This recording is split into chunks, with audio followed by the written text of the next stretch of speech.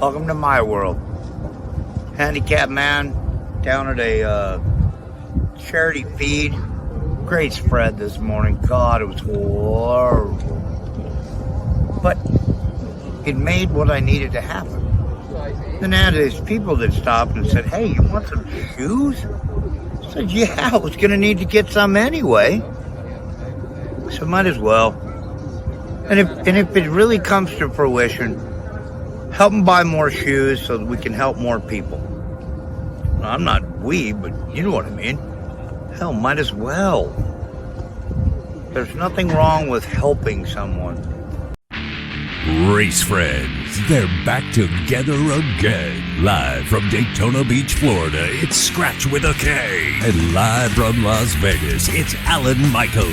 Right here, right now, on the flagship station, the WCOBM TV network. It's on Pit Road Racing.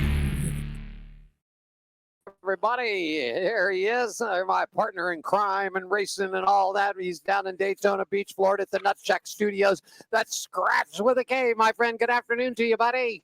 Hey, good evening to you, sir. How are you doing? I keep forgetting, man. We're on these big time differences here. You're on the East Coast, yeah, and but I'm on the West Coast. You're greeting me correctly, and I'm greeting you correctly, and that's all that matters.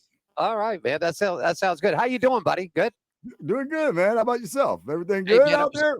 Hey, it was a busy weekend. We about froze. We about froze our nunnies off Friday night with the truck races. I mean, I thought the snow was getting ready to fall. It was so cold.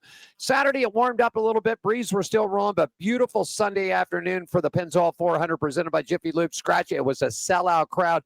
I mean, I was looking, man, and I couldn't find too many open seats at all. I mean, you know how that is. People will buy tickets. Yeah, I want to go. And Sunday comes, it's too cold or it's too hot. You know what I mean? But anyhow, but a sellout. Hey, real quickly, Scratch, I got to stop before we get rolling here. I got to shout out to Lee Pittman, Gene, and Dave West. Thanks, guys. You were absolutely right. I was in a hurry on Sunday afternoon. We had 2 minutes to do the final clip before Fox rolled into that spot we were in, and I mispronounced. I said the Woods, as in Woods. Brothers, and it is Wood Brothers. It was my mistake. They called me out on it online, so I'm here to fess up.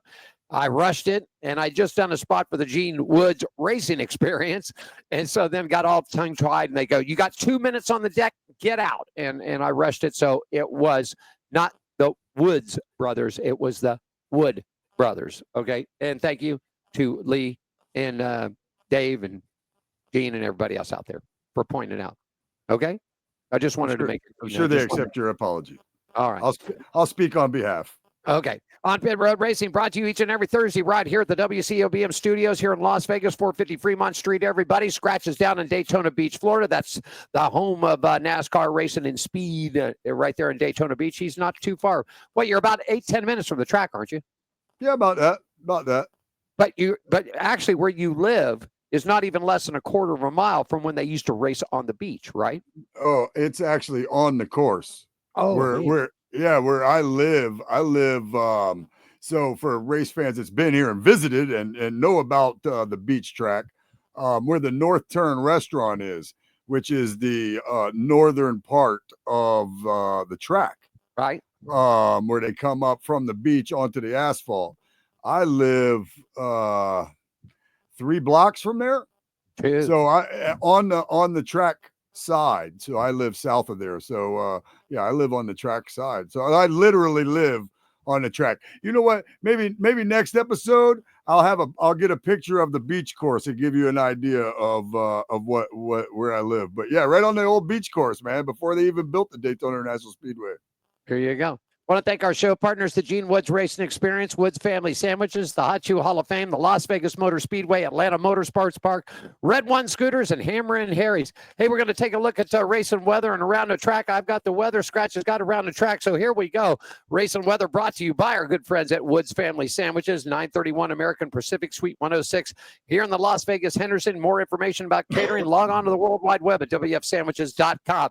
NASCAR is going to be in Homestead, Florida, and the outlook for Friday and Saturday is looking mostly sunny skies with a slight chance of rain late afternoon, only 10%. Chance for a daytime. The daytime high is going to be in the upper 70s, nighttime lows in the lower 50s. For Sunday, 50% chance of a late afternoon shower with daytime high right around 80. But Scratch, a big thing that came out from the National Weather Service's red flag warning had went into effect this morning at 11 a.m. all the way till 8 p.m. tonight for most of South Florida, including the Miami-Dade County area, which means if the people are going to go to the beach, they might be smelling some fish. Yeah. Plus, they're having some fires down that way too. So it's going to smell like burnt fish probably. Yeah.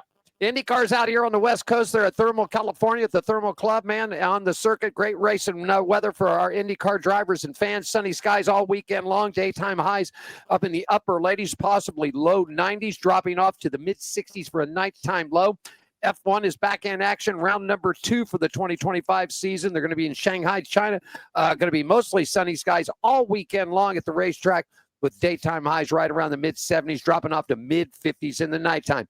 Going to be NHRAs out on the West Coast, too. Our friends are going to have sunny and warm weather in the desert racing for our drag racing friends with daytime highs in the upper 80s, dropping off up into the lower 60s for a nighttime low. And for the World of Outlaws, the late models are going to be in Swainsboro, Georgia. Well, the weekend on the track is looking great. Sunny skies with a daytime high right around 70, dropping off to a nighttime low in 40. The sprint cars are going to be in Page, Texas for the greatest show on dirt. Weather is just right for a race in there. Highs in the low 80s, nighttime lows in the mid-60s. In the mid-60s. All right, that's a look at race and weather, everybody. Brought to you by our good friends at Woods Family Sandwiches, located 931 American Pacific Suite 106 in the Las Vegas Henderson area. If you want some more information about catering and all the great details, World Wide Web, wsandwiches.com. Scratch, take us around the track. Hey, man, we're going to start off with the AMA Monster Energy Supercross race number 10, Birmingham, Alabama, March 22nd, Protective Stadium. The flat track racing will be Saturday, March 29th, 2025 at Yamaha Sanoa Short Track in Sanoa Raceway, Sanoa, Georgia. Speedway East Coast Champion Speedway, May 3rd, Spring Classic. Action Park East, May 24th, Outlaw Nationals, Round 1. West Coast, Paris Raceway, April 20th is the opener. Fast Fridays in Auburn starts on May 19th, and Costa Mesa 55th year starts April 12th. Industry Hill Speedway, March 29th. Formula One, March 21st and 22nd at Heineken Chinese GP. IndyCar, March 23rd at the Thermal Club, 3 p.m. Eastern. TV coverage on Fox. Greatest day in racing is May 25th. The Indy 500 at Indianapolis Motor Speedway. That'll take place 10 a.m. TV coverage on Fox. NHRA, March 21st, 22nd, and 23rd at the Arizona Nationals. NOS Energy Series, March 21st and 22 at the Cotton Bowl Speedway. NOS Outlaw Late Model Series, March 21st and 22nd, Swainsboro Raceway. NASCAR is back in action with the ARCA East, March 22nd at Five Flag Speedway. ARCA West, April 5th at Tucson Speedway. The trucks, they'll be at Baptist Health 200 in Homestead, Miami Speedway this Friday. That's tomorrow at 8 o'clock. And the Xfinity Series will be in the Hard Rock Bet 300 at Homestead, Miami Speedway this Saturday at 4 p.m. The Cup Series Straight Talk Wireless 400 also at Homestead, Miami Speedway Sunday at 3 p.m. That's a look around the track. Alan, what do you got next?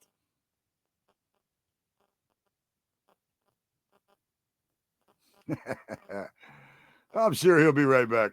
Miami Homestead this weekend, man. All 3 series. That's going to be great. Right down south from where I'm at there. So yeah. I'm not too far away from here. I haven't been there in a long time. There you are. I haven't been there in a long time. Good track, man. I should go down there sometime. You know, it's right down the street. Not this weekend. Go smell fish, man. There we go. Hey, I want to say hi to Guy. I want to say hi to my buddy Guy Dawson out there. Remember Guy Dawson, man, from the OKLAV days? Guy's watching the show today out there, so we want to say hi to Guy. out there. Hey, taking a look at, let's get some NASCAR stuff. They were here in Las Vegas, segment brought to you by the Las Vegas Motor Speedway, LVMS.com. Up next out at the track is going to be the NHRA 4-wide Nationals at the Strip, April 11th through the 14th. And NASCAR returns for the round of 8, actually, South Point 400, October 10th, 11th, and 12th.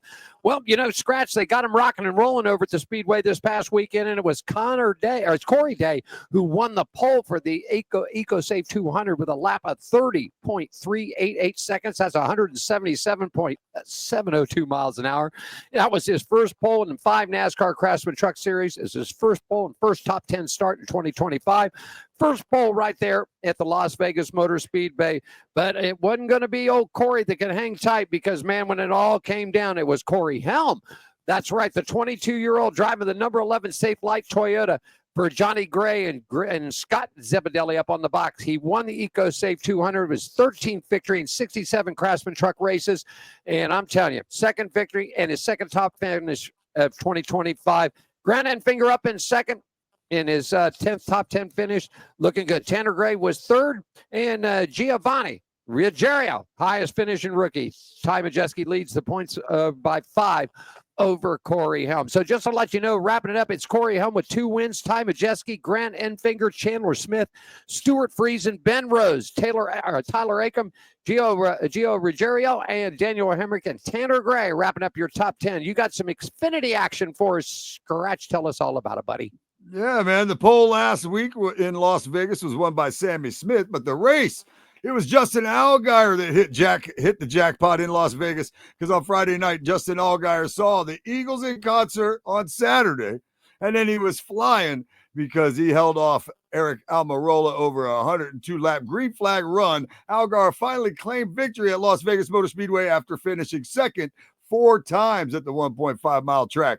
In dominant fashion, Justin Allgaier led 102 laps to win the Luna NASCAR Xfinity Series race at Las Vegas Motor Speedway in his first victory for the 2025 season and his first win at Las Vegas in 22 starts. Eric Almirola won stage 2 and led 51 laps en route to a runner-up finish. Richard Childress Racing teammates Jesse Love and Austin Hill, they overcame mid-race issues to finish 3rd and 4th respectively. Sam Mayer rounded out the top 5. Brandon Jones, he placed 6th. Ryan Sieg, Harrison Burton, Connor Zillett, Sheldon Creed, that filled out the rest of the top 10. There were 7 lead changes among 5 drivers and 3 cautions for 18 yellow flag laps. The average speed of the race was 140.078 miles per hour. The drivers standing as of right now in the Xfinity Series, you have Austin Hill at the top with Justin Allgaier now in second. Jesse Love, he is in third. Connor Zillett, fourth. Sam Mayer is rounding out the top 5 there. Next up is Sammy Smith, Sheldon Creed, Taylor Gray, Ryan Sieg, and Kristen Eckes. That's 6 through 10. And then in 11th, you have Jeff Burton. In 12th, you have Harrison Burton. And currently below that is Dale Earnhardt Jr.'s driver, Carson Guapo. He is 13th with Brandon Jones, Nick Sanchez, and local boy from right here, Daniel Dye in 16th. Looking good. You know what? We had Jesse Love in the studio, did a great interview. You were right. Kid is really smart, real intelligent, very professional, very well spoken. Great interview. You can find it on all the channels out there. But Jesse Love, and I thought he had a shot to win it. I really did. This kid held back. He was keeping the car clean. I thought he was going to come, but that's the way she goes. Listen, I met him in a fan perspective, and I had known who he was because of you talking about him, last year, right. talent wise, and man, he just seemed like a really, really cool kid, man. When I met him, just as a fan in the infield, coming by, out promoting his stuff, right. Man, I look forward to seeing what he can do, man. I've been paying more attention this year, and he's definitely impressing me. He's rocking and rolling, that's for sure. Well, we moved it on to Sunday Scratch for the big show, the Pennzoil 400, presented by Jiffy Lube. And man, I thought this. You know what? I put a couple of bucks on him because I thought this could be a win. 71, Michael McDowell, man, for Spire Motorsports, made his move over. That car was hot, man, on a pole, man. I thought he had it for sure, but it was Josh Berry, man, for the Wood Brothers, man, that picked up the big-time lead. He battled Daniel Suarez after a restart with 19 laps to go. Josh Berry pulled away in a convincing style in Sunday's Pennzoil 400 presented by Jiffy Lube at the Las Vegas Motor Speedway. The win was Berry's first in his NASCAR Cup Series at a track that he won twice in the Xfinity Series car. Berry, his fourth straight win for the Wood Brothers driver, picked up his first Cup win in the number 21. This was his first career win, his in 101st for the Woods Brothers Racing. So their 101 wins, man, picked up their 101th win here in Las Vegas. Suarez finished it up in second. Ryan Preece, great job from Ryan Preece. Great interview on our channels that we did with him too, man. Really stuck it in there. William Byron, the Watermelon Man, Ross Chastain in a top 5. Austin Cedric, Alex Bowman, AJ Allmendinger, Kyle Larson, and Chase Elliott round out the top 10. Pole sitter Michael McDowell finished 16th. Tyler Reddick led the most laps. Stage 1, Austin Cedric. Stage 2, Kyle Larson. 32 lead changes, 13 drivers, 9 cautions, and 93 yellow abs. Average speed of the track, 124.368 miles an hour, my friend. Right now, sitting in the points on top, Christopher Bell with 3 wins. William Byron's got a win. Josh Berry's locked himself in. So those 3 are locked in for a run at the title scratch. Then you're going to set back with the points as it said so far. In 4th spot, Tyler Reddick. Then we're going to Chase Elliott, Alex Bowman, Kyle Larson, Ryan Blaney, Joey Logano, Chris Buescher, Ross Chastain, Bubba Wallace, Denny Hamlin, Michael McDowell, John Hunter Nemechek, Ricky Stenhouse Jr. Outside the top looking in, Kyle Busch 2 points back, but 16th. Ryan Preece is 14 back. Daniel Suarez stands 22 back, and Chase Briscoe 22 back. So that's what it's looking at racing out there, buddy. And we'll just do that for you. All righty. Hey, all right? Kyle Busch, he was in the mix for a minute. You know what a difference a couple of races will make. Huh? I mean, he's all the way outside the top 16 now. That's one thing I noticed. And you know what else I noticed that I'm surprised you didn't say anything about is I was a year off. On Josh Berry. Yep. I thought last year he was going to get over there at Stewart Haas and tear it up after some good fill-in spots the year before. But you know, I wouldn't have thought that. I mean, hey man, he took the Wood Brothers 21 and got him a win within the first 5 races, 6 races, 5 races. Well, you know, you were one off, and his rookie year when he was, I don't know if you want to call it his actual rookie year, but his first year at Stewart Haas, I picked for him to do very well that year. I just thought he was somebody coming in. I really liked the way Tony talked about it. He said, you know, we were looking for a driver that had some talent, not his daddy had a big fat wallet to pay for everything. And I just thought he would do real well there. And it just goes to show you whether the timing was right, the equipment was right, the race was right, whatever. When it came down to it, the old Wood Brothers machine, the old 21, man. I mean, I think us old school fans love to see that 21 in Victory Lane. You know, I think there's just certain numbers, or I mean, especially them. They're not, you know, that's their team. That's still the Wood Brothers. You know, it's the Wood Brothers team. So you know, it's still a family team. So it's, you know, it's nice to. It's just cool. It's cool for old school fans like us to see that. There you go. I'm just happy for him, man. And wouldn't it be something? Wouldn't it be something to see this kid go all the way and bring the Wood Brothers back into I mean, because for years, he's sitting third right now. That's pretty good. I mean, they were the team to beat. I mean, you think back about who drove those cars when Dale Jarrett was in that car for a while. Ryan Blaney's drove it. Pearson's drove it. I mean, in those Dave Pearson days, if they showed up to more races, Richard Petty and those numbers would be a little bit different than they are today. I think so. Yeah, I think. Oh, yeah. I think that if David Pearson and the 21 car, Wood Brothers car, came to more races back in those days, they didn't. You know, they didn't always run. They run a little. You know, they didn't run everything like the Petties all the time. Right. And I think that if Pearson if Pearson and the 21 would have ran more races, that the Petty's numbers and Pearson's numbers would be. I'm not saying they'd be switching places. I'm just saying they would look different. You know, one would have less wins and one would have more is what I'm getting at. I was a David, you know, the old schoolers, buddy. I was a David Pearson fan. The old Silver Fox, right? Yeah. That's his name. It was his nickname, the old Silver Fox, man. I liked him, man. I like those old days. I like the beating and banging. I liked it. I liked when they fought down in Daytona in your area. Yeah. You know. All right.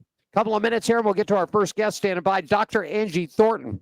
professor of music and a race car driver. Wait till we talk to this lady. Coming up a little bit later on, too, Jan Evans is going to join us from the West Coast.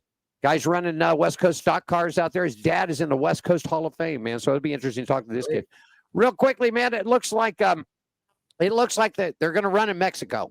The event featured for the NASCAR Xfinity Series and Cup Series is scheduled for July 13th through the 15th. Last week, NASCAR Autodrome Hermanos Rodriguez road course held a significant media event for Christopher Bell, Ryan Blaney, Daniel Suarez, and Chase Elliott.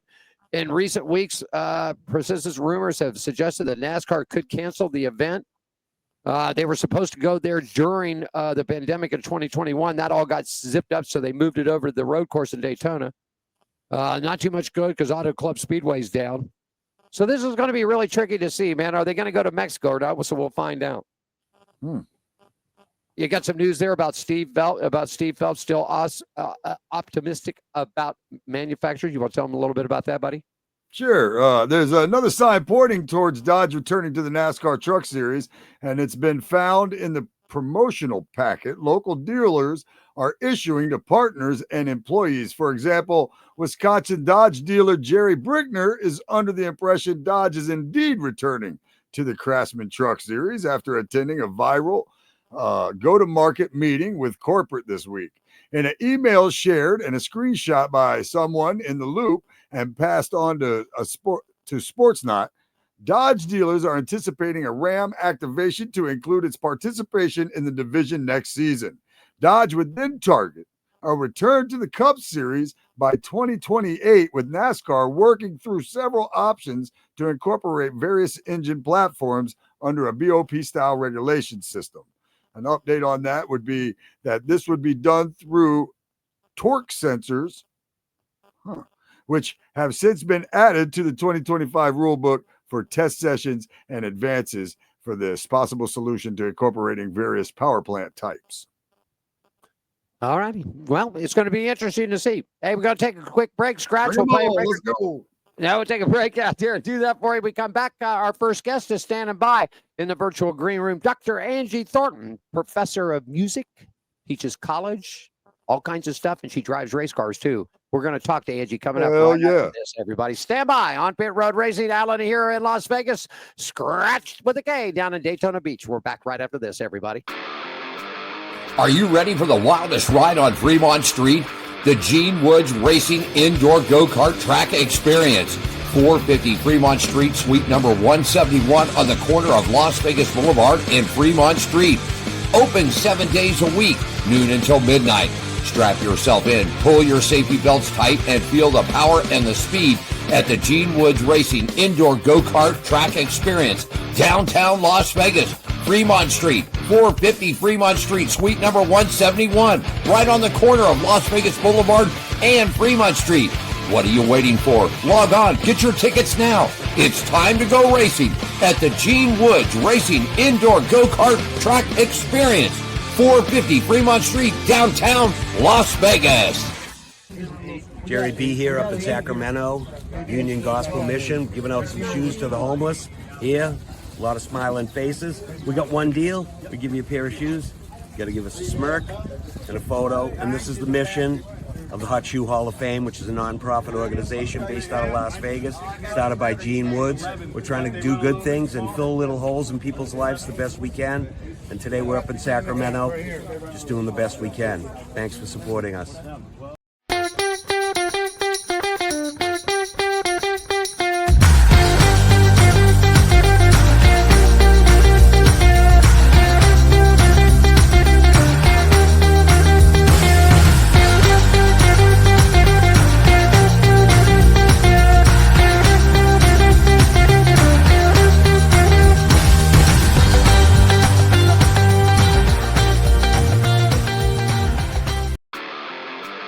Are you ready for the wildest ride on Fremont Street? The Gene Woods Racing Indoor Go-Kart Track Experience. 450 Fremont Street, suite number 171 on the corner of Las Vegas Boulevard and Fremont Street. Open 7 days a week, noon until midnight.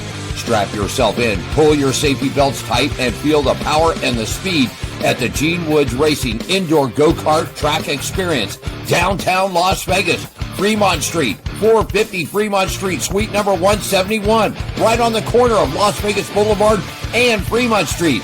What are you waiting for? Log on, get your tickets now. It's time to go racing at the Gene Woods Racing Indoor Go-Kart Track Experience, 450 Fremont Street, downtown Las Vegas. But man, 12,000 square foot of sliding, drifting fun right here, man. It was when I was there. Yeah, you just keep talking out there, man.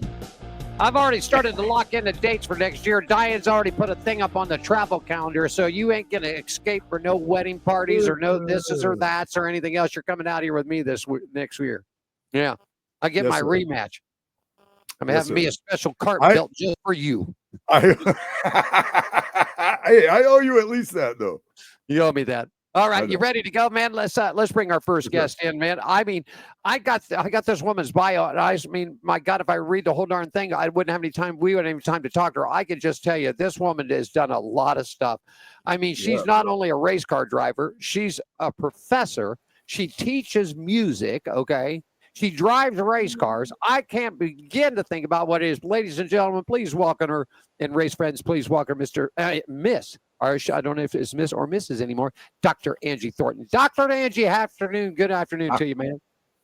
Good afternoon, and thank you very much for having me as a guest on your show. And I'm excited and ready to talk racing. Well, let's do that, okay, Dr. Anji. The first question that Scratch and I always ask: tell us your racing story. So my racing story is complex, but in a nutshell, our racing journey began in the mid to late 90s, where my late husband was working at Year One of the suppliers in the Tucker, Georgia area, and one of his clients had called to order a part, and he had asked Steve if the next time he's back in Las Cruces, New Mexico, which is where we're from, if he would like to come and hot lap. So one of the beauty of being able with Steve working at Year One, they were corporate sponsors, and we had backstage. Sorry, I'm all tongue tied.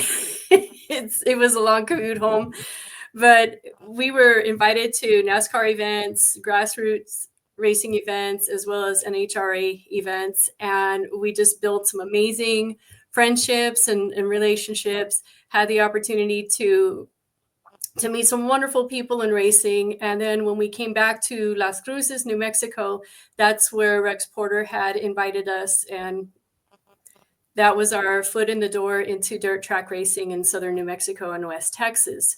So we hot lapped in his race truck, and it was an amazing experience. It was something very different, but there's a lot of correlations with music and motorsports. And so throughout the years, we grew, we developed, we bought our own truck. We were coached and mentored by Rex Porter. And that is a door that I'm forever grateful of, being able to have this opportunity to go into racing.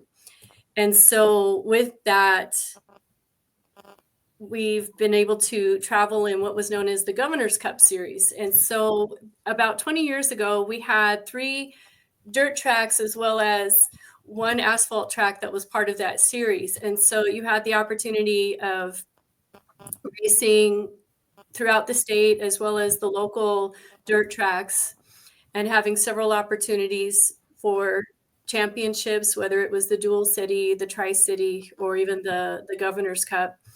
And it was such an eye-opener of being able to learn different setups of dirt track racing versus asphalt circle track racing, and even drag racing. And so it's just been a wonderful journey of being able to learn from a lot of people.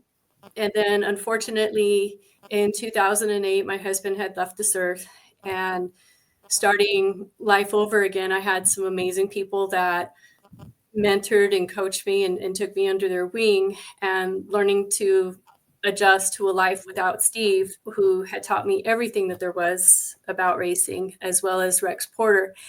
And learning from the very best of the best in our southwestern New Mexico, West Texas area. And I was just so blown away of learning the geometry and all the mathematics and the components, the engineering of how different it is with an X mod versus a race truck. And so it's just been a wonderful journey.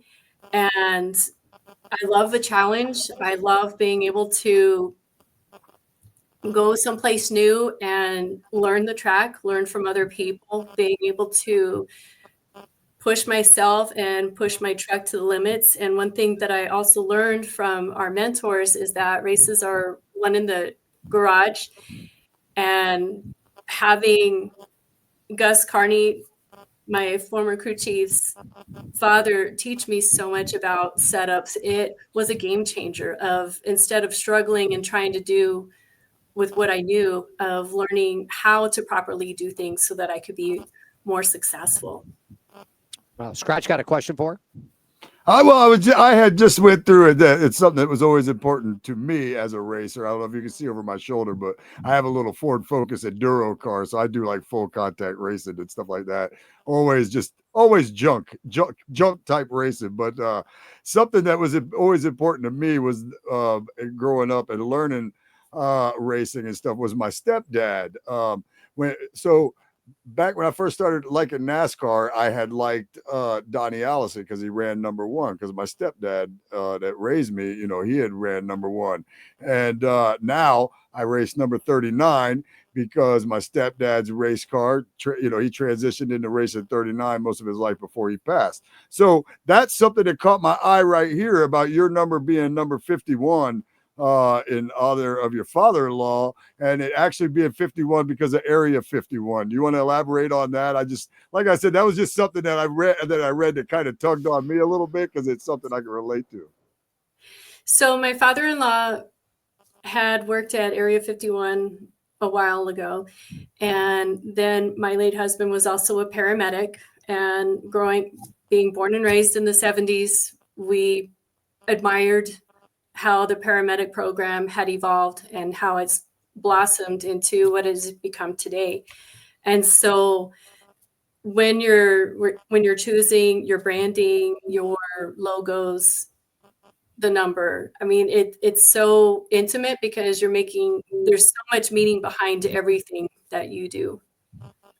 Dr. Anji, now you obviously went to school and are a professor in the music departments, and so that came first and then racing, or was racing first and you went back to school to get your degrees? What sort of came first, and how did you team them together?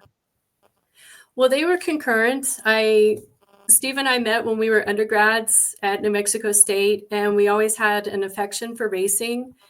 And it wasn't until we moved to Atlanta that we had our first upfront live experience of being in the garages when we went to NHRA and NASCAR events. And it was just mind-blowing to see the intricacies of systems and the preparations. And with all due respect, for those that are not involved firsthand with racing, then there may not have a full understanding of what it takes to prepare for the races. It's not just showing up, putting on your equipment and getting out there. It's preparing. It is doing the shakedown, making sure that all of your safety equipment is up to par. It's within the timelines. It is every nut and bolt is tightened. You've adjusted every aspect that you need to be successful. Are you still teaching? So yes, I am still teaching. And so as Steve and I had graduated and we moved to Atlanta, I went back to finish my graduate degrees, and then my first season running in the enduro cars Scratch. And so that was kind of how I first cut my teeth, and I said, this looks really fun. Yeah. And Rex is just teaching us every strategy in the book of tire pressure, ride heights, you name it. Yeah. And at first I went up there and I struggled, and I said, I just can't make this thing turn with a hoot. So we need to think about this. And then that's when he explained the geometry about it. And I said, okay, let's do this, let's do that. And when we went out the second time, it felt like I went from a Yugo to a Cadillac. And so that makes a whole difference of the world when you know your vehicle, you know the mechanical and the geometrical aspects. Then I, after Steve had passed away and I had arranged for the Carneys to be the older brother, John, to be my crew chief, that's where I really started to take off in my knowledge, really starting to take the time to learn all the intricacies of everything, not just setups and mechanical aspects, but driving strategies. What are the strategies you're going to use when the track is sloppy wet versus when it starts to come in and it is super dry and it's almost like asphalt or almost like driving on a skating rink. And so the two have been concurrent. And then in 2019, I had a cardiac event that just kind of put the pause button on the racing for a while, but I am ready to get back out there and to start racing. There you go.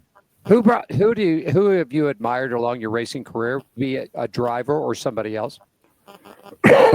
Well, I have to give thanks first and foremost to my God, because without him, then I am absolutely nothing. He's the one that made me in his perfect image, and I give all the glory and praise to him.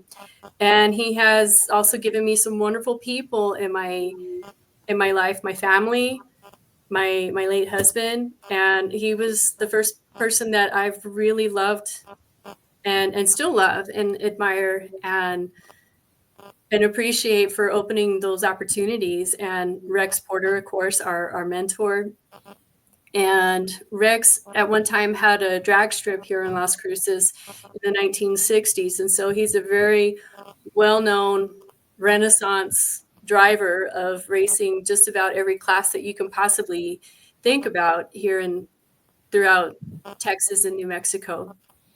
Scratch, go ahead. You got a question for? Yeah, as I had read through your bio, I just saw some of your advice for a generation of young girls, and I just thought that was some amazing advice. And there was just a couple things. Well, there was the thing you said about all things are possible with God.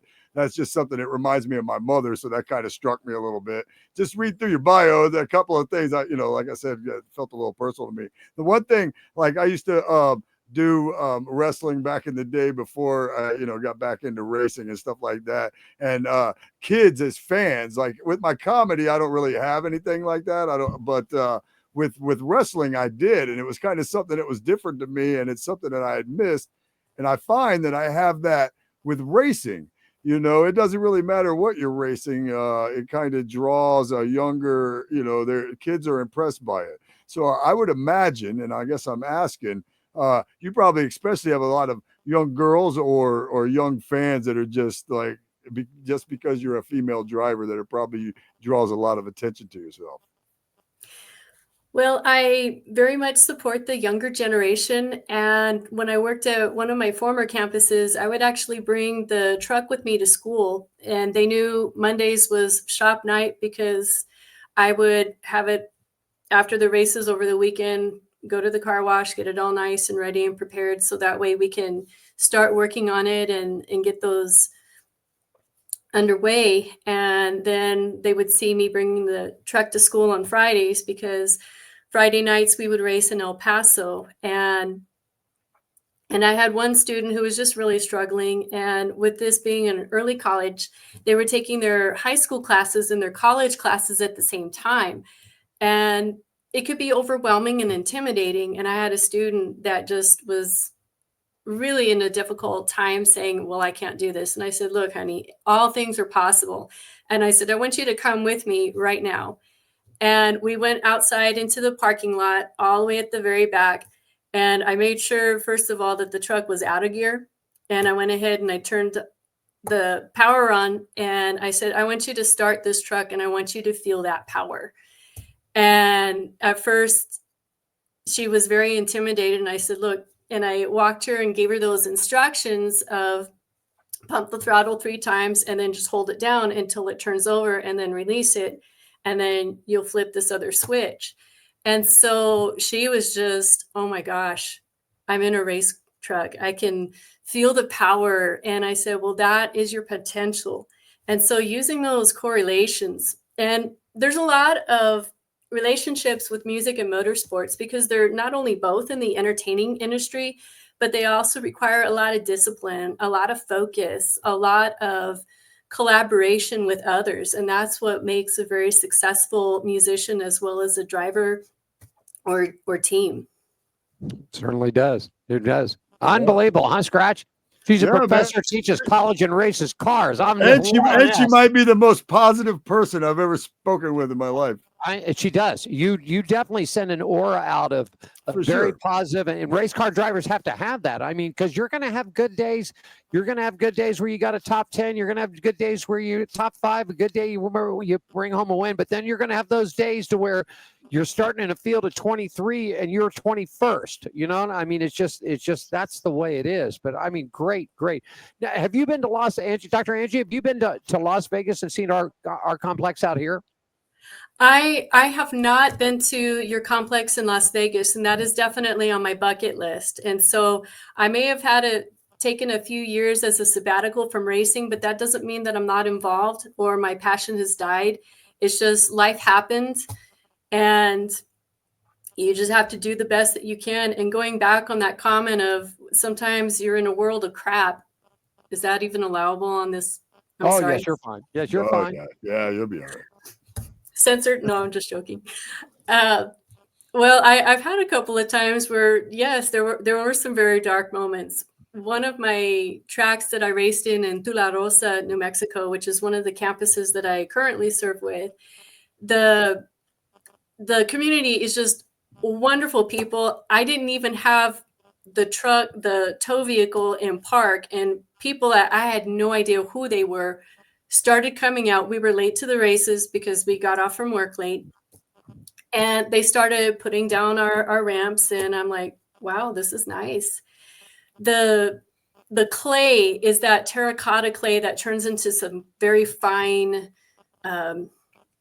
mist kind of material, and then the racing clay and the two were just not coming together. And there were several soil experts that were out there, and it was so disappointing because it was like the last season that they were open for car and truck racing that they were able to finally get the two to agree.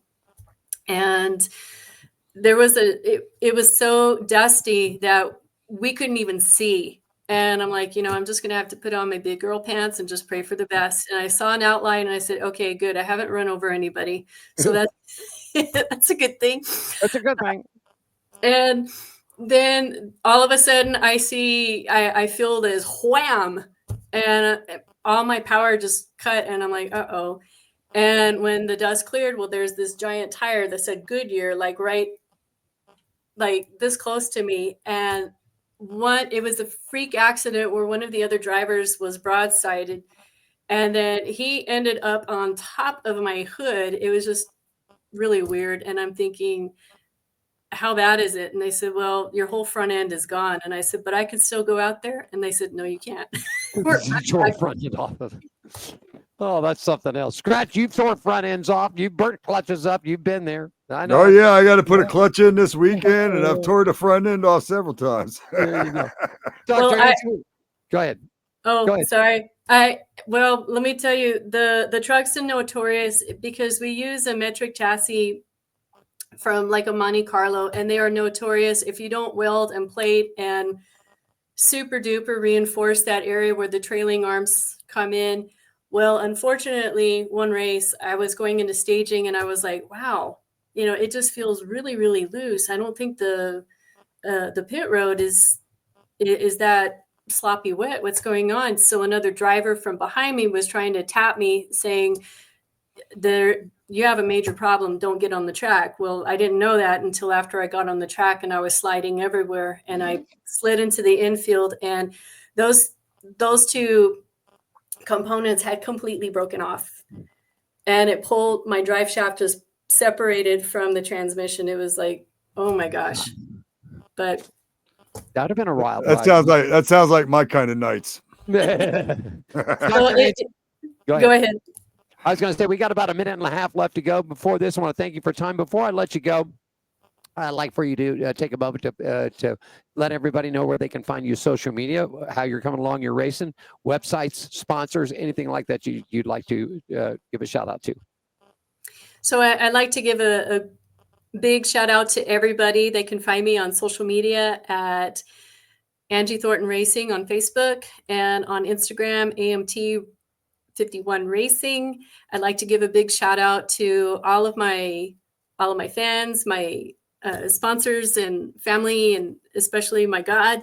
And I'd like to give a special thanks to Rex Porter and Rex's Performance and CNGs, and for my fiance, Bobby Melton, and for his family. And they've just been gracious. So thank you all so much for having me as a guest in your show. Oh, it's a pleasure. You know what, Scratch? There's so much we could talk. We can spend a whole show with this woman right here. We really could. So I'm gonna have Diane. As smart as she is, and as much as she knows about the geometry of the car, you're lucky I didn't ask that question. We'd still be sitting there talking about that. I got to get my piece of junk a little faster.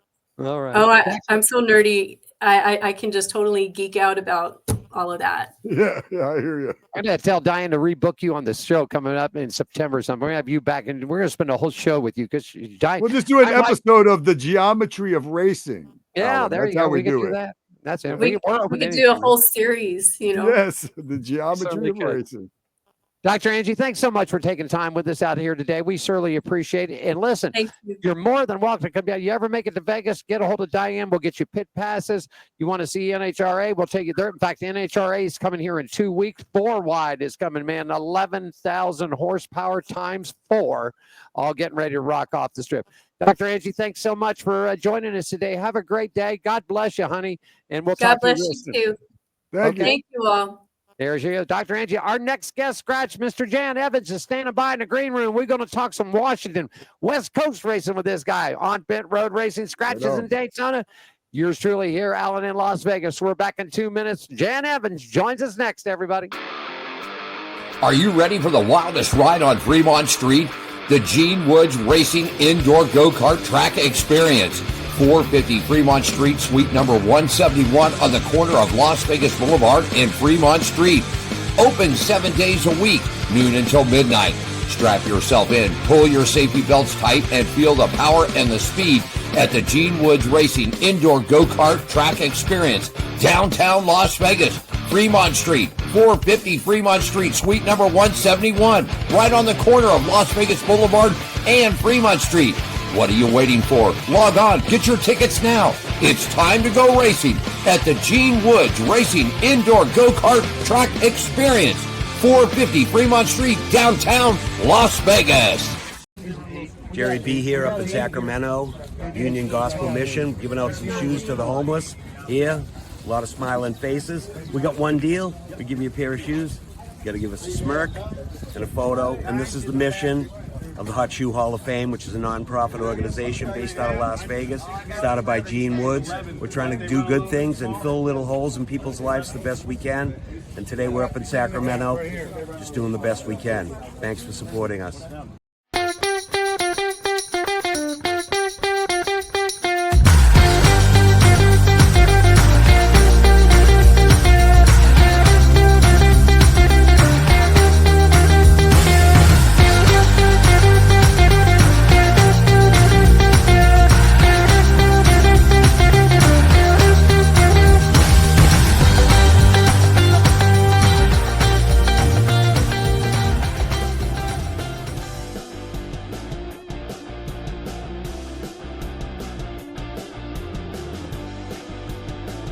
There we are.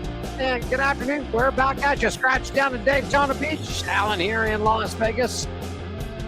Scratch, we'll get to some more of the news. The guests are flowing today, man. Dr. Anji, she was something else, huh? Yeah, great lady, man. Great racer.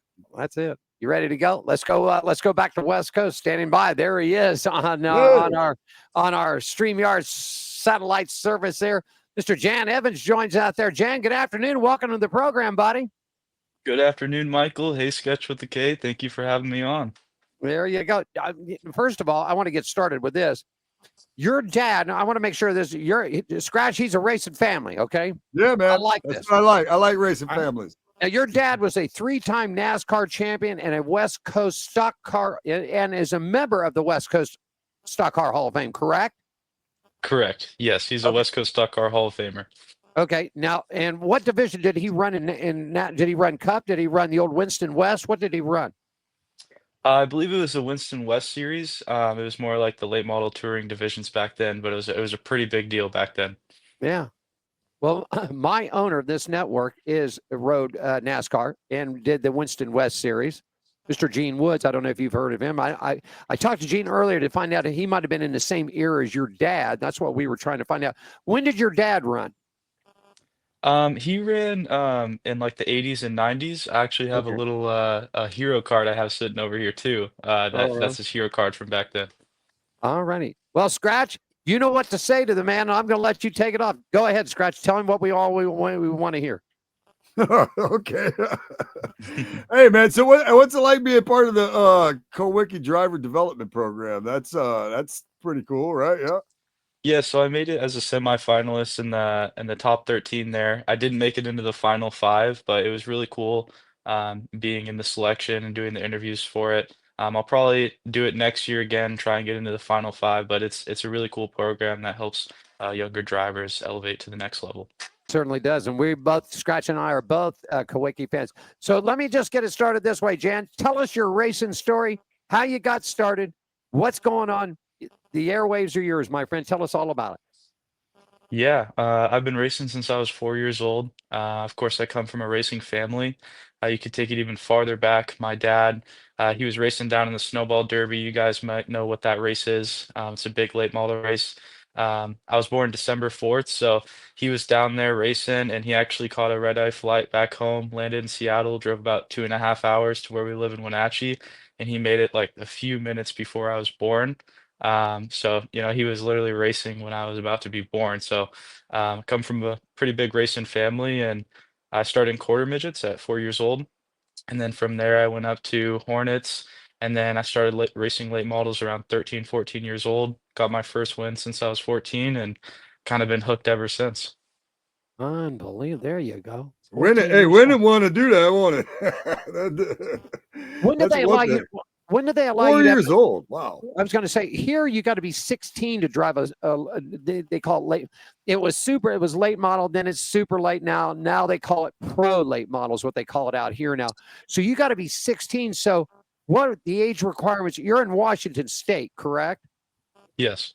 So the age requirements are a lot lower there for you to get into it. Was it a late model, super late model, pro late model? What I'm Scratch. I don't know about you, but with all these pro late models here, I get lost with all this. So what was it that you started in, Jan? So I started in pro late models at 14. Pro late models and super late models. So pro out here, it's a treaded tire, and it's got a crate motor. And the super late models are open tires and they're ran on slicks. Back when I was 14, I'm 24 now. It was kind of like unheard of for a 14-year-old to run a pro late model, but because of my racing experience and my dad being in racing, I was able to do it. Now, I mean, there's 12-year-olds, 13-year-olds winning late model races out there today, so it's pretty crazy to see. Scratch, you got a question for him, buddy? Yeah, man. No, I'm enamored with the fact of how crazy that is. I mean, but I love going to some of the local tracks, and there's always like somebody that stands out there like, oh, this guy's 13. And you're like, oh my God, there's a 13-year-old in that car. That's crazy. But hey, man, when you grow up and you got a good teacher like you had, that's why you get started at 4 and build your resume. And like I said, man, once you get that victory, or for me, man, I race junk, but I love it, man. You know what I'm saying? Like I love just getting out there and just going around and being competitive and banging a little sheet metal, man. It's addicting. I hear you. I'll definitely be racing the rest of my life. I took a couple of years off there when I was 19, 20 years old, trying to figure some stuff out with life, and you don't feel the same. You don't feel alive. Right. I know I'm going to be racing the rest of my life. I'm hooked. It is what it is. That's great. I like that. Now, besides your dad, who was a big influence coming up? It really was mainly my dad. I had a Galen Stewart and his wife. They helped me race a midget a little bit. When I was really young in a quarter midget, I actually didn't even want to race. I was too scared. I mean, I wanted to race, but I was scared of loud noises. And Kelly and Leanne Tanner at the time, they helped me in a midget, quarter midget, to get out on the track. My parents walked away when I was so young. This was before my first race, and I was going out in the C main. And my parents even tried to taunt me by saying, you could get a video game if you go out and race. And I was like, you want me to risk my life for a video game? Um, so which is kind of crazy. But when they walked away, I put on a strong face for strangers, and I went out, and then I went from the C main to the B main to the A main, and I won the A main, and I was pretty much hooked from there too. What video game did you get? I don't even remember at the time, honestly. I was just curious. I wonder if I probably didn't even get one. You got fooled. I honestly think I was like video games aren't cool anymore. I'm into racing now. Yeah, right. I can see that. Do you do iRacing? I tried it for a little bit. To me, it's really hard because I grew up racing, so like I race based off how I feel the car, like how tight it is or loose coming off the corner. So it's hard for me to get into it because it's like I don't know like what the skill is transfer is there for me, because I'm so used to feeling something. Right. I want to get back into it, but my thought process on that is if I'm going to, I'm gonna need one that like moves a little or gives me Yeah. something. But I would love to get some training on there, especially going from different cars, like from like maybe a late model to a dirt midget. That would be nice. But I do not do iRacing right now. Scratch got a question for you. What do you prefer, asphalt or dirt when you're racing? That's a hard question because I grew up on asphalt, and it might piss some people off for me to say dirt. But I will say the most fun I probably had in a race car was racing a dirt midget. Yeah. Um, I went from the back of the pack, my first dirt midget race to a P5, and it was so fun. Just you got three different lines people are running. You're able to run the middle or run the high line or Yeah. go in the bottom and slide up, and that was just so much fun. When you're winning in a late model and your car is dialed in, that's really fun too. Yeah. Um, but I would say dirt's probably more fun to drive. Yeah, there's a little more that factors in, I think, with the dirt for you as a driver. I think there's more things that factor in as a driver on the dirt. But yeah, I like them. I like them both. Watching them, racing them, I prefer asphalt a little more just because I haven't got the hang of dirt. But man, I sure do like watching it. You know what I mean? It's a Yeah. different monster than asphalt. It's fun to watch. I love watching dirt racing. Yeah, Sorry, go you know ahead. what? No, I was going to say I was watching it. I don't know if you caught it, Scratch. And Jan, do you watch Dale Jr. on Dirty Mo at all? I peep it sometimes. I actually watch the Denny Hamlin You're like Denny YouTube show, okay. podcast too. Yeah. I'll watch it while I'm like on my lunch break at work. It's actually one of my favorite shows. So I'll There's a catch them really- both when I have time. There's a really good episode. I'm trying to think. I think it was last week. I don't know how he records and he sends them out.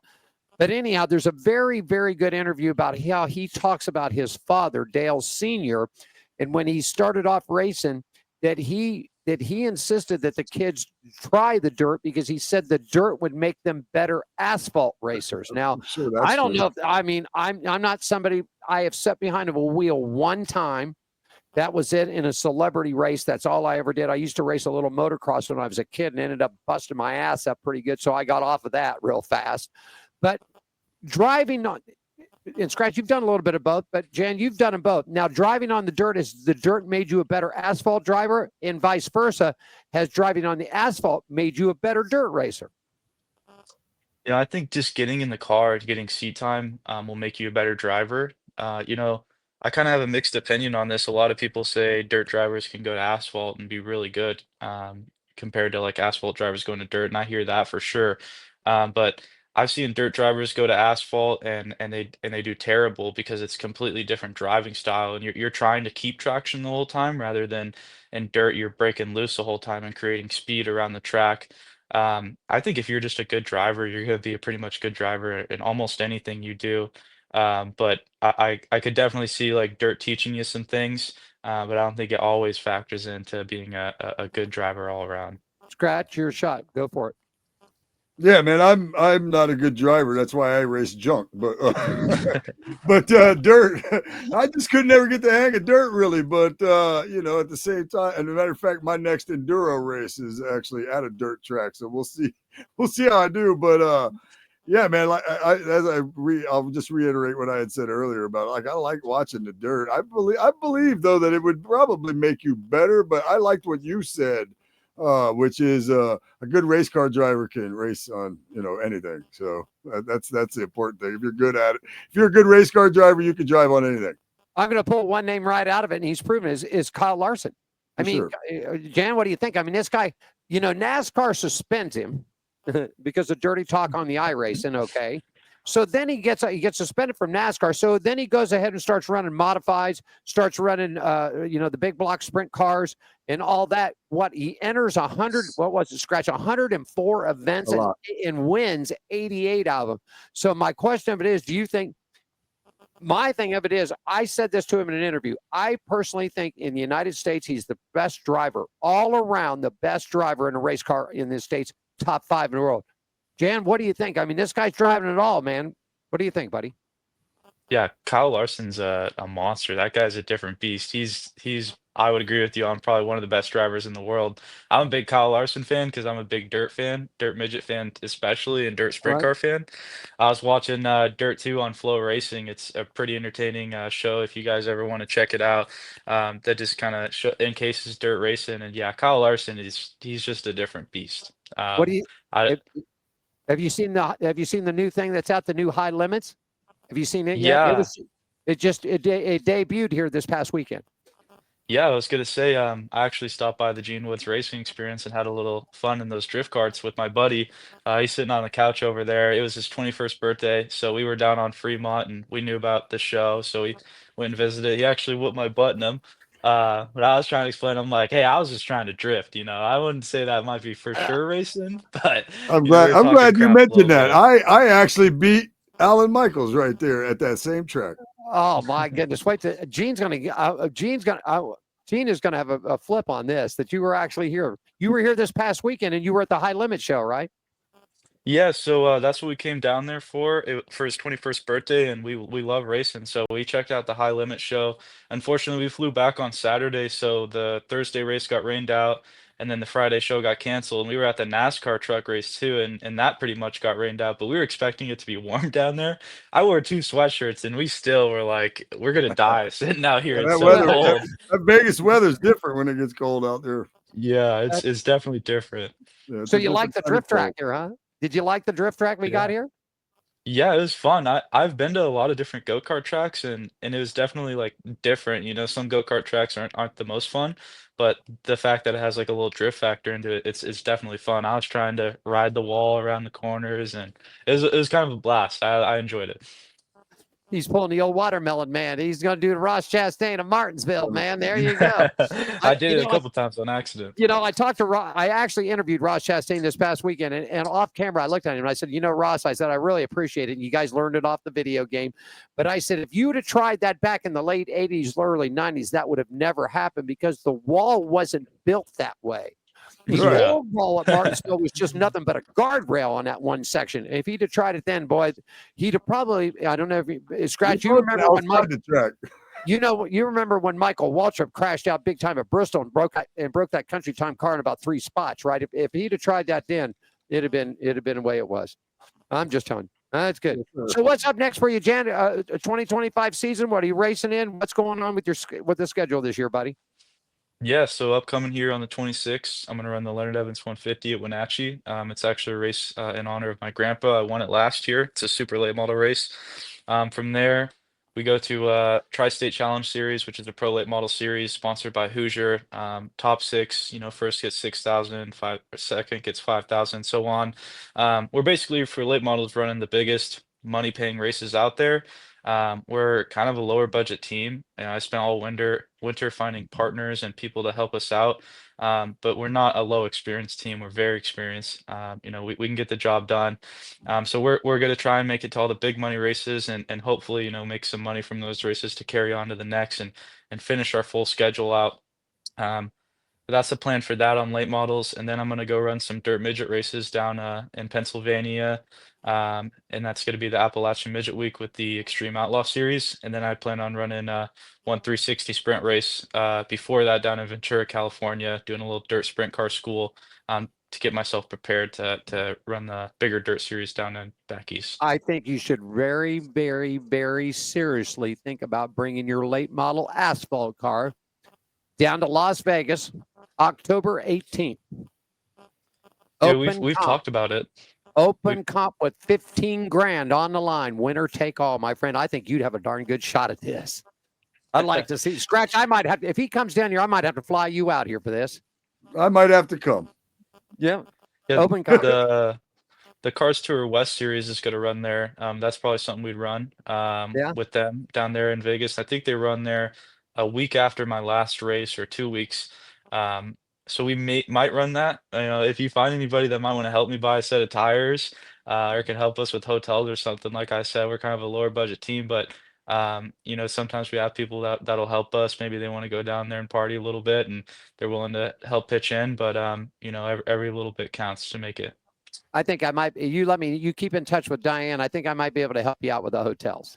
I think I might be able to, if you wouldn't mind staying downtown. Okay, that's where I'd put you at, is downtown. Of course not. I'd put you a block. You know what? I put you a block away from the Gene Woods racing experience, and you can come hang out here, and we'll just drift out and we'll sit here and do videos and send them to Scratch.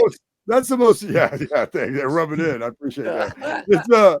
That's the best street in Vegas, believe it or not, Fremont Street. That's more fun than anywhere else. I lived out there 8 years, and I love Fremont Street.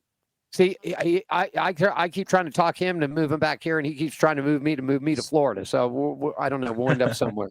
I know I'm pretty close to being talked into it, I think. I think so. I think he's getting close to it. Jim, before we let you go, first of all, I want you to take a minute or two. Shout out to sponsors, social media, where they can find you at, updates and everything else, my friend. Yeah, I want to thank the Lester Bros. They're one of my main sponsors this year. They helped me out. Big, huge thank you to Anthony and Chris. Angela Pioli, big thank you to her. Chad Davis, Brian Campbell, big thank you to him with Mini Mart Storage. I've just had a lot of people help me. Sue and Kelly Coleshaw, my dad, Garrett Evans, Glenn Knutson, my buddy Jordan, Chris Knutson. Just everybody that helps out on the car and helps us get to the track. I would not be able to do it without them. I'm very blessed to have people helping me make it there. You can find me on social media at Jan Evans Racing. I'm on Instagram, Twitter, LinkedIn, Facebook, basically you name it. Trying to create some YouTube videos for this year too.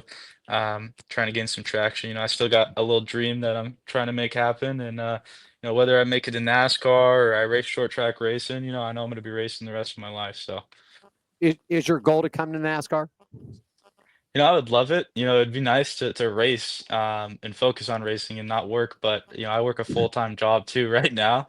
Sometimes I'm working 7 days a week, but it's all to go racing, because without racing, what is life? Ain't nothing like it. You're a third generation, right? A third generation driver. You could say third, but more likely second generation. I'd say that the third is more like they're just into automobiles. But my dad is the true racer. He's a true racer. Man, good luck to you, brother. Man, you know what? Down the road, I'd like to. You know what, Scratch?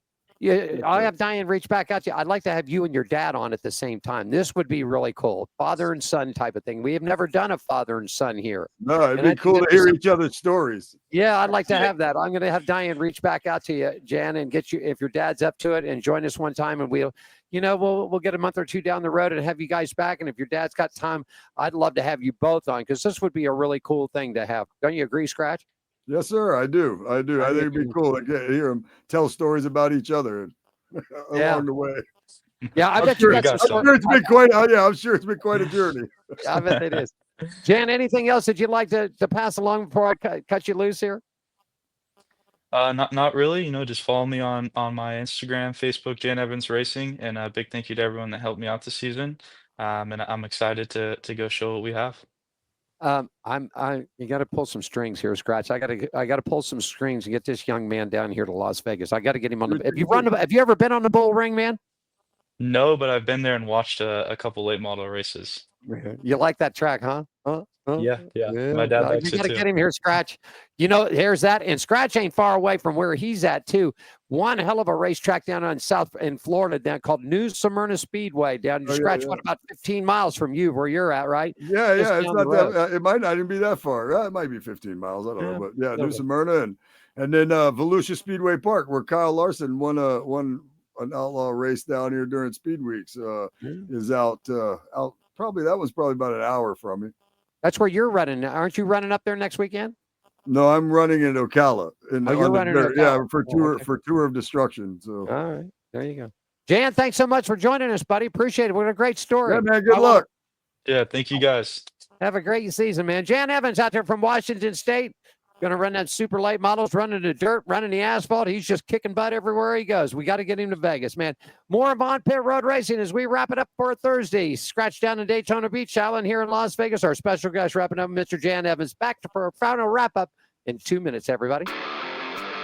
Are you ready for the wildest ride on Fremont Street? The Gene Woods Racing Indoor Go-Kart Track Experience. 450 Fremont Street, suite number 171 on the corner of Las Vegas Boulevard and Fremont Street. Open 7 days a week, noon until midnight. Strap yourself in, pull your safety belts tight, and feel the power and the speed at the Gene Woods Racing Indoor Go-Kart Track Experience, downtown Las Vegas, Fremont Street, 450 Fremont Street, suite number 171, right on the corner of Las Vegas Boulevard and Fremont Street.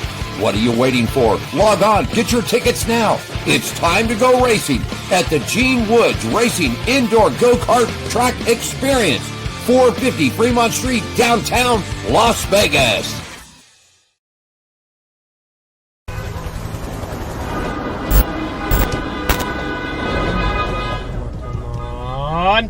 Come on! What the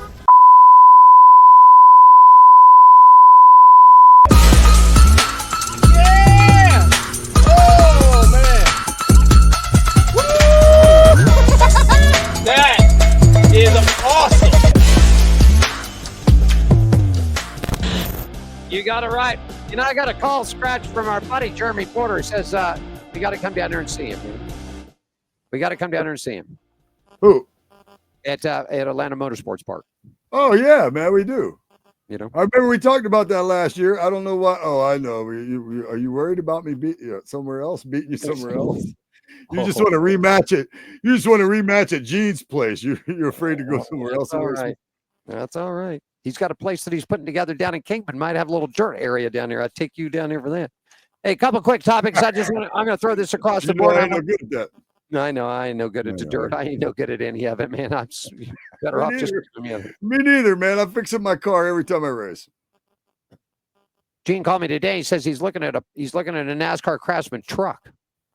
Yeah, he found an old Brandon Gaughan truck. Yeah, he sent me pictures. I got to look at this thing out.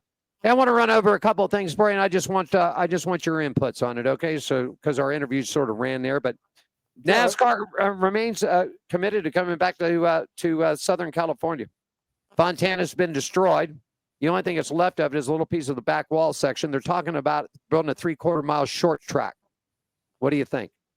Well, is that where they're talking about bringing it back to the 3/4 mile short track? Well, they sold off a bunch of that land out there. Is what they did. It's sort of like what happened down here in Irwindale, okay, in California.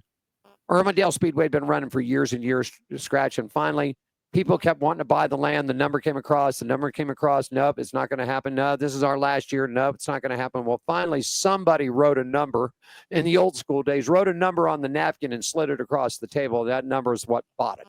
So Irwindale's done. So now here's the big thing. Auto Club Speedway, which has been torn down, played host to the final 2023 and also did the Clash. It ran a temporary half mile installed at the Coliseum football field. So that's what they're trying to do. They're thinking about building a half mile or 3/4 mile track. The problem of it has been money. Who's going to pay to get it done? Is the audience big enough in California? That's another thing. Fontana was so far away from LA. If you want to look at travel time, I mean, not far, far away, but to get the people out there, first 2 years it did pretty good. After that, it was Celebrity City. I mean, I just don't know if long before that though they raced at Riverside, right? Didn't that draw a crowd? That drew good for there. for the day, for the times though. Yeah. I mean, maybe it's changed. Maybe the market market changes. I don't know, but I'm just saying, like Riverside. I don't know. I think if they did something, they had something interesting, it would draw. Fontana, not very interesting. Cookie It was a cutter. big, yeah, It was big white. I mean, Michigan. right? It's a cookie cutter, so to speak. So, I mean, how many times you want to watch them run a cookie cutter track? They put something interesting there. Maybe.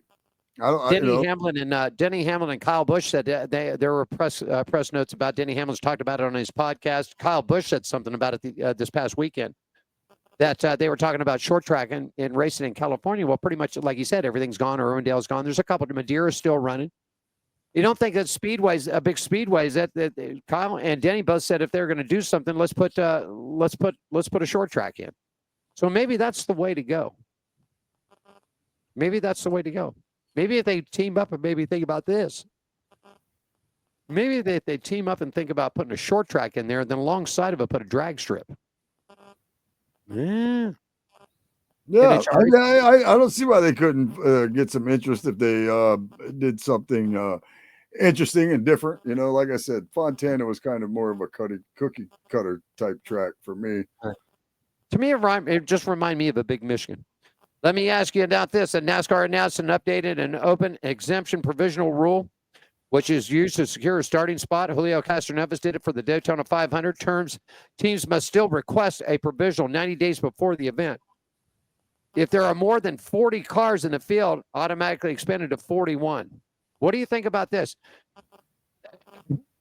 I think it's good, and I'll let you. I think it's good that they allowed other people in, but to put an exemption in to get us started, shouldn't they do that for every race? Of course, right now we can barely put 40 cars in the field.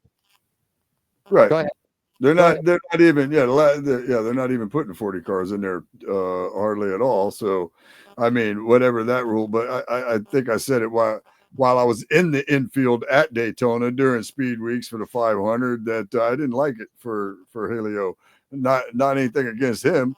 But again, people like a Martin Truex Jr. and a Jimmy Johnson, Jimmy Johnson's a 7-time champion, Right. Martin Truex Jr. is a champion.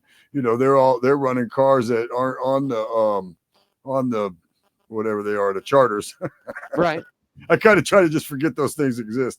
But they're not on the charters, and for them not to get a provisional like that old school past champions provisional. I never really had a problem with that. I never had a problem with a past champion being able to have a guaranteed race, past NASCAR champion, not just somebody to come from anywhere.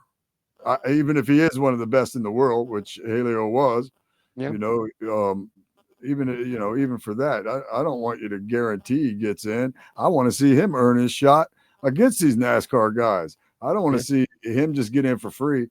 I mean, that really gives the team no motivation to do much of anything, does it? I agree with you. In the very beginning, except just show up and get Wendy's out there so everybody can see it. Well, yeah, and next year Scott Dixon's already talked about wanting to apply or get a provisional to run next year. Which, okay, I sort of get that point of it. I mean, I see where it doesn't, where the one thing it doesn't hurt is it's not taken away from a NASCAR driver because they're just going to make it an extra driver if that's the case. So there's the good thing about it. It doesn't take away from an actual NASCAR driver, but at the same time, if you're not going to let Jimmy Johnson, a 7-time champion, be that 41st driver if need be, then no, trash that thing. I don't like it. Yeah, I mean, I agree with you. I mean, hey, listen, I've had my picks and Pete's with 7-time. Okay. Yeah. But I didn't think it was right that if you're going to do something like that, then they should have given the exemption for him. I've never been a, no offense to him, great career, great race car driver. I've never been a fan of Jimmy Johnson. So I assure you, me sticking up for him is because I believe a 7-time NASCAR champion deserves to be that 41st driver if there's some kind of provisional being put into these races, and not just Joe Schmo because he won, so many Indy 500s or this or that or the other thing. And I don't mean Joe Schmo by Helio. I'm just saying somebody else by any example. But yeah, man, that's just my thought, man. You shouldn't just let somebody come over here and try to get in. I mean, would they have done that for Travis Pastrana back in the day? Travis because Travis ran 2 years ago and had to qualify to get in. Well, I'm just saying, they do. Travis Pastrana, great at his craft. Do we give him a provisional for the? We didn't do. It didn't exist back then. But I'm saying it wouldn't that be comparable? Wouldn't that be comparable? A provisional for Travis Pastrana back in the day, who wasn't completely amazing in stock cars, but again had a great resume, didn't he? Yeah, he sure did. Well, I mean, they all did. And Look, Mickey agreed with me. I can see the comments now. I figured that part out. Mickey agreed with me. That's nice. Somebody does at least. I mean, I sort of get the IndyCar guys because the NASCAR guys are trying to do. Tony Stewart's done it. Andretti's done it. Kurt Busch has tried it. Kyle Larson's done it. They've, and I get it. They want to expand. They want to expand now. Driving an Indy car, driving an Indy. In fact, at the press conference, there was a question asked about Kyle about going back to Indy this year, and he said driving the stock car to the Indy car, just two total different animals across the board. Just giving somebody an opportunity to come and run. In my mind, well, I mean, it is the Super Bowl of motorsports, but in my mind, one of the greatest races in NASCAR history, the Daytona 500, just to give that out willy-nilly, and you not earn it doesn't seem right to me. Now, listen, a guy like Jimmy Johnson, let's say he don't make it. He's earned it, man. Give it to him.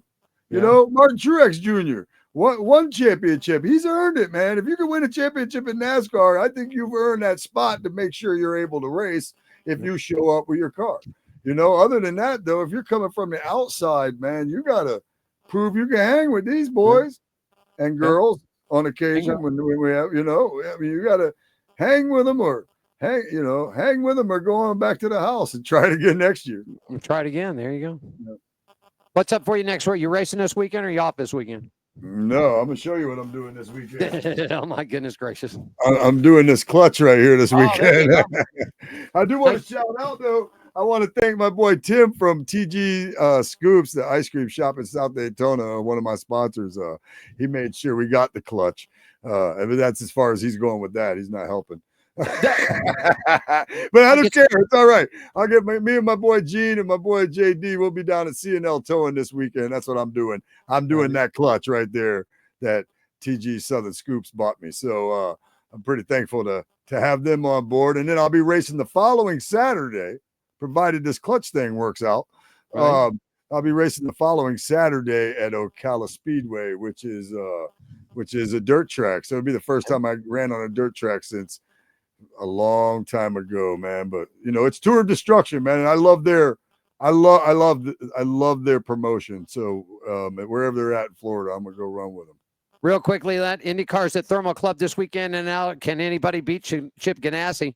Because, man, they went 1-2 with Alex Below winning it down there, Dixon, man. So it's going to be a tough day. Penske's going to have a tough time this weekend. I think Chip Ganassi's found something.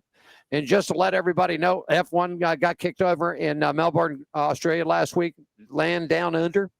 Lando Norris picked up the win for McLaren. Big-time victory. Defending champion Max V finished up in second. George Russell in third. Everybody wanted to know how Lewis Hamilton did. Lewis Hamilton making his first start in Ferrari finished 10th. The two Haas drivers 13th and 14th. So not too bad. Not too bad for Lewis jumping into the Ferrari the first time around. Not a great finish, but a top 10. So, he's going to have to work some things out. I'm sure the Ferrari drives a lot different than what that Mercedes did. But there you go. F1, everybody's racing, man. I love it. Everybody's kicked in now. Everybody's locked and loaded. Local racing's going on. You got local racing down there. Don't forget New Smyrna, man. Get a chance to scratch, get down there and talk to a few of those local drivers down there for us. Throw some tape on them. Great track, man. Great track down there. I love New Smyrna. When I lived in Florida, I used to love to get down there. Had a great time in New Smyrna. Bull Ring's getting fired up. Just to make an announcement here, we just got done with everybody at Las Vegas Motor Speedway. They've asked us to do 5 shows out there. We're committed to 4. I think we can get the 5th one in. It just sort of times out. We've got a date on the calendar for some Speedway stuff that we've got to go cover. But we're going to bring you some action from local. Get out and support local racing wherever you're out. If you're down in Florida where Scratch is out, there's some great tracks down there. A lot of tracks. Yeah, a lot of tracks in Florida. Yep, a lot of good tracks. But get out and support it because that's where all the big guys get. Whether you're an open wheel racer, or whether you're a stock car, your drag car, dirt, asphalt, doesn't make no difference. Junk. If you're racing junk like he racing the junk cars, maybe I had to get a junk car. Dude, let me tell you, man, this is fun. This Tour of Destruction stuff is fun. There's one thing I'll say, man. They sell out a lot of shows, and there's a lot of people in those stands. And, that's something that you don't get to see often at local short tracks. Not just because they're not, it's not packing out every Saturday like we would love to see at short tracks. But these Tour of Destructions, they sell out. The stands are packed. We're out there to put on a show. And I'll just tell you, even the events I'm not involved in, like when they do the skid plate racing and the chain racing and the push car racing and the reverse racing and all these crazy things, man, school bus figure 8 racing, trailer racing, it is a great show, man. I as a race fan, I'm like, hey, I get to watch a great show. Oh yeah. And I'm going to race a couple times in it too, man. It's great. They used to have big rig. They used to have big rig racing at the bull ring. I wish they would do. I wish they would do that somewhere around here. I'll get one of them CNL towing trucks out there. I'm talking about the big semis, man. Oh, they have. That's what I'm saying. They have them. We pulled our cars to the track with one of them. I mean, black smoke roaring all the way around this thing. I mean, it was something else. They brought it out there a couple of times. Those trucks, they actually did pretty well. Great race. Like the intro to Smokey and the Bandit Part 2. Yeah. That's what the snowman was doing when they found him to try to go find the bandit. I know that because I just watched it again the other day. It's not like I actually remembered that from a long time ago. Jackie Gleason, great in it. You dumb beat. You dumb beat. Yeah, he's great. Get home, I'm going to smack your mama. He was great. Great racing out this weekend. NASCAR's down in Florida. If you're out there on the East Coast in Miami, be careful. The red tide is coming in tonight. Today sometime. Supposed to clear out. I remember the last time, man, get the dead fish. But anyhow, you got there. Let's see. You got NASCAR there. F1's in China this weekend. Thermal Club for Indy cars. World of Outlaws are in Texas. The Modifieds are in Georgia. Everybody's racing, man. Everybody's racing. Except me. I'm fixing mine. You're fixing yours. That's almost as fun. I will tell you this, man. I don't like working on my own car. But I sure don't mind working on my race car, if that makes sense. There you go.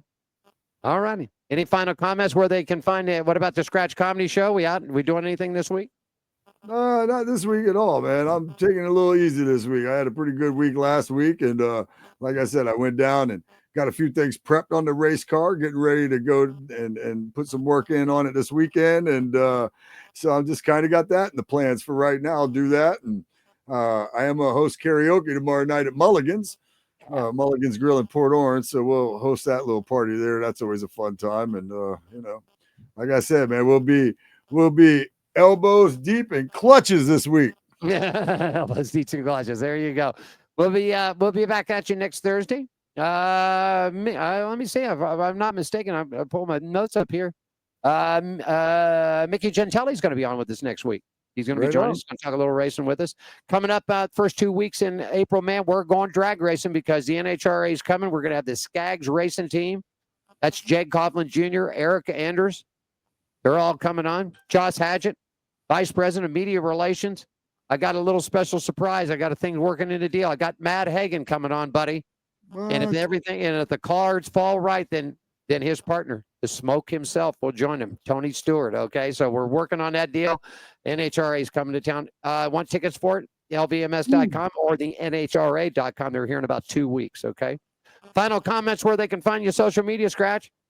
Hey, man, go to my website, comedyfromscratch.com. Make sure you spell scratch with a K. You can also go to nutshackentertainment.com, which will take you to a page on comedyfromscratch.com because I'm too cheap to have 2 different websites, even though it's 2 different websites. So that's the way to do it, though. But then you can find me everywhere. You can find out. You could probably end up on my doorstep. There you go. Just for us, just on Pit Road Racing, just drop his Gmails. You got to be a guest. Reach out to Diane. She's real busy. That's what she's doing. She's having a ball with this. She's got her new laptop computer. She's got it all. She's just a rocking and rolling with the guests. So that's what we're happy doing. Want to thank everybody at Las Vegas Motor Speedway out there for Bass Weekend. Congratulations, Chris Powell retiring. They asked him at the press conference what Chris Powell was going to do since he's not going to be the president general manager anymore, Scratch. He went out and bought himself a nice big fat motorhome. He got his golf clubs all tuned up, and he says that he's going to hit the road and he's going to try to hit as many golf courses that he can hit. So that's where him and his beautiful wife, Missy. So there. And then we found out that our good friend Jeff Motley's also leaving. He was the vice president of media relations and communications at Las Vegas Motor Speedway. 26 years he's spent there. Brand new job out there with the sports department. He's going to be working with NCAA football, basketball, Final Fours coming here. The college football championships. And I guess we're looking at Super Bowl coming in within the next 6 or 7 years. We could get another shot at that. So he's working with another company. But Jeff was just a great guy for us, man. He took care of us. You know, it was a good interview. And I said this, and I'll leave on this one too, Scratch. You know, when we first got here and started doing it, Jeff just didn't give us, and the Speedway just didn't give us carte blanche. Okay. We didn't get hot passes the first 2 years we were here. Right. He made us work for it. I mean, you know, we had to show loyalty to the track, loyalty to him, showing that, you know, that we were going to treat people right, that we weren't just, you know, autograph people looking for autographs and signatures, that we were really there to do what we did. So it's a big shout out for him. I don't know who's going to be replacing him. They've replaced the presidency. In fact, we've got an interview that we're going to be doing with him. But Jeff's spot is still open, so whoever takes that job's got some big shoes. But just a great shout-out to a great guy, man, and we wish Jeff Motley all the best of luck in the world in his new position. And who knows? I never had an opportunity to meet him, but I know a lot about him just with speaking with you, and I've been able to be part of reaping the benefits of all of it all along the way for some years now with you and being part of on Pit Road Racing. So I got to say I appreciate him as well, and good luck on his next journey. Again, even though I never met him in person, I feel like I know him just talking to you. You know, on the weekend, he always said his middle name was I Need. Jeff, I need. Jeff, I need. Jeff, I need. The last thing I said to him before I left, I said, God bless you. I love you, brother. And I said, hey, Jeff. And he looked at me and he goes, Jeff, I need. He looked up at me and I said, when the new job comes and you get those college football tickets, don't forget your old buddy here, huh? There you go. Right. All right, let's call it for it. Scratch, thanks so much, buddy. I'm going to call it for John, and we're going to take it home, man. Here. One, thank you for joining us today. Alan Michaels here in Las Vegas, Scratch of the Day, Daytona Beach. Dr. Anji Thornton, thanks so much for joining us on the program. We'll have her back. Jan Evans, too, man. What a great kid this is, man. I might have to buy this kid some tires and some fuel to get him here to Las Vegas. Back at you next Thursday, 3 p.m. on the East Coast. Or 3 p.m. on the West Coast, 6 on the East Coast. Back to the day, Alan Michaels. John, take us home, buddy. Thanks for joining us for On Pit Road Racing. Follow us on our website, Facebook, Twitter, and Instagram at On Pit Road Racing.